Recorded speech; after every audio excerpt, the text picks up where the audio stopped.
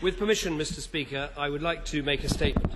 Today, my right honourable friend, the Secretary of State for Northern Ireland, is publishing the report of the Saville inquiry, the tribunal set up by the previous government to investigate the tragic events of the 30th of January 1972, a day more commonly known as Bloody Sunday. We have acted in good faith by publishing the tribunal's findings as quickly as possible after the general election. Mr. Speaker, I am deeply patriotic. I never want to believe anything bad about our country. I never want to call into question the behaviour of our soldiers and our army, who I believe to be the finest in the world. And I've seen for myself the very difficult and dangerous circumstances in which we ask our soldiers to serve. But the conclusions of this report are absolutely clear. There is no doubt, there is nothing equivocal, there are no ambiguities. What happened on Bloody Sunday was both unjustified and unjustifiable. It was wrong. Lord Saville concludes that the soldiers of the support company who went into the bogside did so as a result of an order which should not have been given by their commander. He finds that on balance the first shot in the vicinity of the march was fired by the British Army. He finds that none of the casualties shot by the soldiers of support company was armed with a firearm. He finds that there was some firing by Republican paramilitaries, but none of this firing provided any justification for the shooting of civilian casualties. And he finds that in no case was any warning given by soldiers before opening fire. He also finds that support company reacted by losing their self-control, forgetting or ignoring their instructions and training, and with a serious and widespread loss of fire discipline. He finds that despite the contrary evidence given by the soldiers, none of them fired in response to attacks or threatened attacks by nail or petrol bombers. And he finds that many of the soldiers, and I quote, knowingly put forward false accounts in order to seek to justify their firing. What's more, Lord Saville says that some of those killed or injured were clearly fleeing or going to the assistance of others who were dying. The report refers to one person who was shot while crawling away from the soldiers. Another was shot, in all probability, when he was lying mortally wounded on the ground. And the report refers to the father, who was hit and injured by army gunfire after he had gone to tend to his son. For those looking for statements of innocence, Saville says, the immediate responsibility for the deaths and injuries on Bloody Sunday lies with those members of support company whose unjustifiable firing was the cause of those deaths and injuries. And crucially, that, and I quote, none of the casualties was posing a threat of causing death or serious injury, or indeed was doing anything else that could, on any view, justify their shooting. For those people who were looking for the report to use terms like murder and unlawful killing, I remind the House that these judgments are not matters for a tribunal or for us as politicians to determine. Mr. Speaker, these are shocking conclusions to read and shocking words to have to say. But, Mr. Speaker, you do not defend the British Army by defending the indefensible.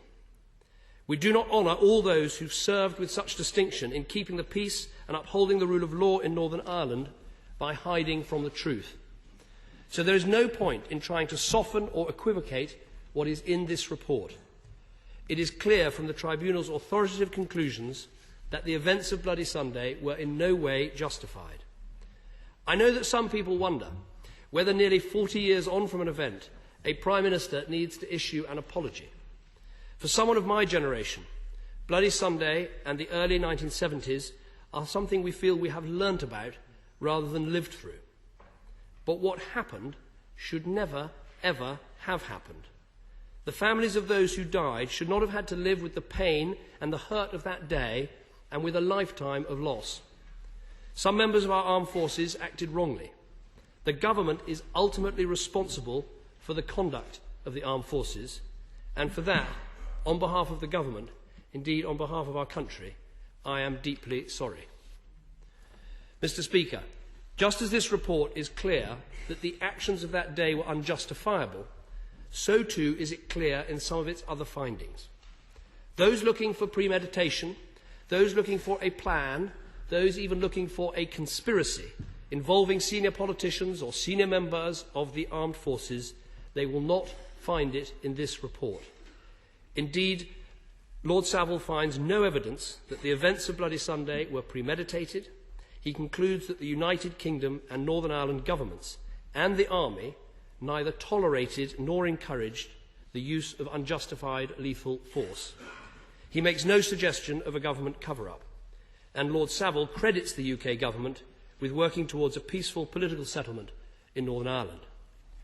Mr. Speaker, the report also specifically deals with the actions of key individuals in the army, in politics and beyond, including Major General Ford, Brigadier McClellan and Lieutenant Colonel Wilford. In each case, the Tribunal's findings are clear. It does the same for Martin McGuinness.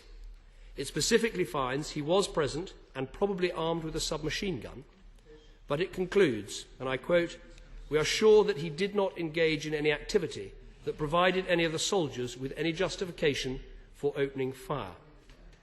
Mr. Speaker, while in no way justifying the events of the January the 30th, 1972, we should acknowledge the background to the events of Bloody Sunday. Since 1969, the security situation in Northern Ireland had been declining significantly. 3 days before Bloody Sunday, 2 RUC officers, one a Catholic, were shot by the IRA in Londonderry, the first police officers killed in the city during the Troubles. A third of the city of Derry had become a no-go area for the RUC and the army. And in the end, 1972 was to prove Northern Ireland's bloodiest year by far, with nearly 500 people killed. And let us also remember, Bloody Sunday is not the defining story of the service the British Army gave in Northern Ireland from 1969 to 2007. This was known as Operation Banner, the longest continuous operation in British military history, spanning 38 years, and in which over 250,000 people served.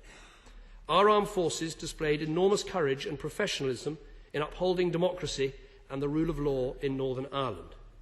Acting in support of the police, they played a major part in setting the conditions that have made peaceful politics possible. And over 1,000 members of the security forces lost their lives to that cause. Without their work, the peace process would not have happened. Of course, some mistakes were undoubtedly made, but lessons were also learned. And once again, I put on record the immense debt of gratitude we all owe to those who served in Northern Ireland. Mr. Speaker, may I also thank the Tribunal for its work and all those who displayed great courage in giving evidence. I would also like to acknowledge the grief of the families of those killed. They have pursued their long campaign over 38 years with great patience. Nothing can bring back those who were killed, but I hope, as one relative has put it, the truth coming out can help set people free. John Major said he was open to a new inquiry. Tony Blair then set it up. This was accepted by the then leader of the opposition. Of course, none of us anticipated that the Saville inquiry would take 12 years or cost almost £200 million. Our views on that are well documented. It is right to pursue the truth with vigour and thoroughness, but let me reassure the House there will be no more open-ended and costly inquiries into the past. But today is not about the controversies surrounding the process. It is about the substance, about what this report tells us. Everyone should have the chance to examine its complete findings, and that's why it is being published in full. Running to more than 5,000 pages, it is being published in 10 volumes. Naturally, it will take all of us some time to digest the report's full findings and understand its implications. The House will have an opportunity for a full day's debate this autumn, and in the meantime, the Secretaries of State for Northern Ireland and Defence will report back to me on all the issues that arise from it. Mr. Speaker, this report and the inquiry itself demonstrate how a state should hold itself to account, and how we should be determined at all times, no matter how difficult, to judge ourselves against the highest standards.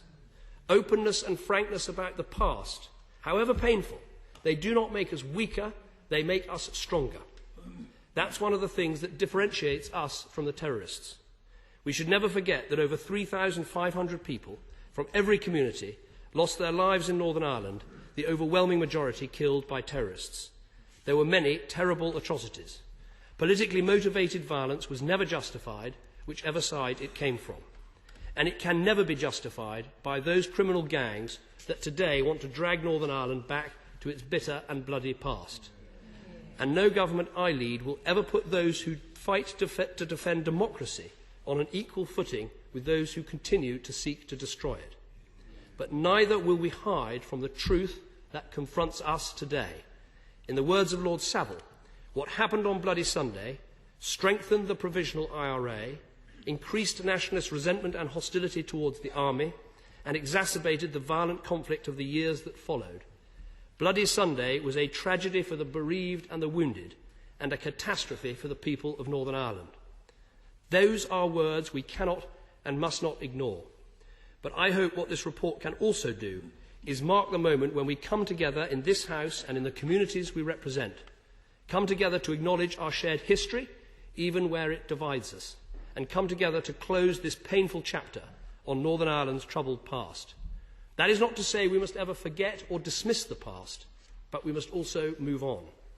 Northern Ireland has been transformed over the last 20 years, and all of us in Westminster and Stormont must continue that work of change, coming together with all the people of Northern Ireland to build a stable, peaceful, prosperous and shared future.